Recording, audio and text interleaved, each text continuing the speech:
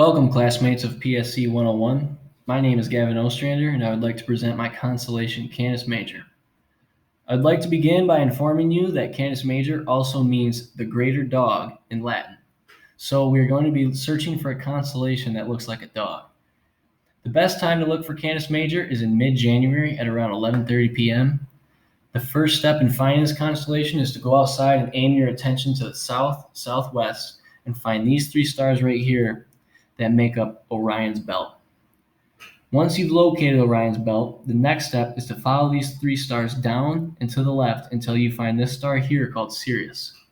This should be relatively easy because Sirius is the brightest star in the night sky.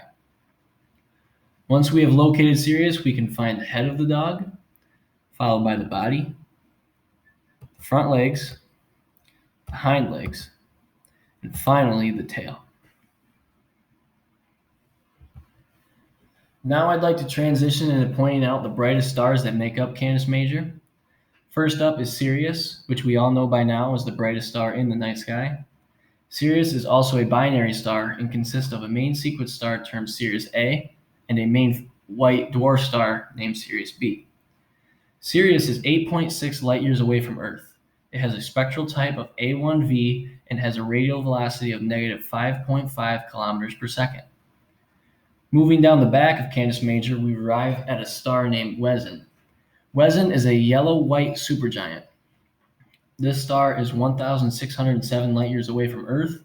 Its spectral type is F8LA, and it has a radial velocity of negative 34.3 kilometers per second. At the tip of the tail, we find Aludra. Aludra is a blue supergiant that lies 1,957 light years away. Its spectral type is B5LA and has a radial velocity of negative 41.1 kilometers per second. Connecting the hind legs of Canis Major, we find the star Adhara. Adhara is a bright giant and is 430 light years away from Earth. Its spectral type is B2, Roman numeral 2, and has a radial velocity of positive 27.3 kilometers per second. Finally, we come to Mersum, which is located at the tip of the frontmost leg on Canis Major.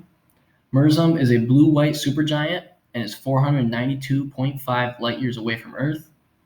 Its spectral type is B1, Roman numeral 23, and has a radial velocity of negative 33.7 kilometers per second.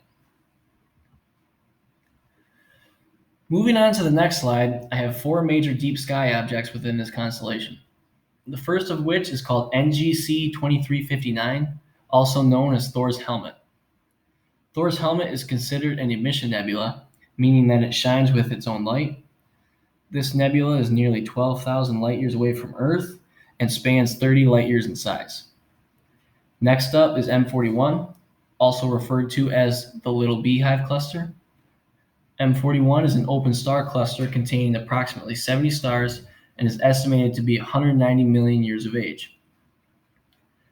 The third major deep sky object in Canis Major is called NGC 2367. This is yet again another open star cluster in Canis Major. NGC 2367 is also referred to as Charlie Brown's Christmas tree.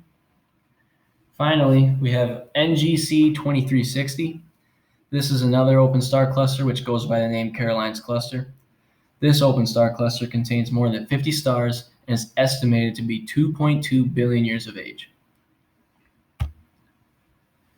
Finally, I want to wrap this presentation up with some Greek mythology of Canis Major. The myth behind Canis Major is that it was a dog named Laelaps that always caught whatever he hunted. Laelaps was a gift from Zeus to Europa. Europa gave Laelaps to King Minos, who decided to use the dog's talents to capture and kill the Tunisian fox. The Tunisian fox was sent to the city of Thebes by the Greek god Dionysus to punish the city for a crime that the people had committed. So Laelaps began to chase after the Tunisian fox to capture it and save the city of Thebes. The issue with this is the Tunisian fox could never be caught. This formed a paradox involving a dog who always caught its prey and a fox who could never be caught by its predator. Zeus soon realized that this hunt would go on and on for eternity. He quickly turned both creatures into stone and placed them into the sky. They now form the constellations Canis Major, the dog, and Canis Minor, the fox. The irony behind this is they are forever in an eternal hunt as Canis Minor rises in the winter skies an hour earlier than Canis Major. Here's my works cited page, and you can find all the links that I used to get my information for this presentation here. And I would like to finish by saying thank you for watching my presentation of the constellation Canis Major, the Greater Dog.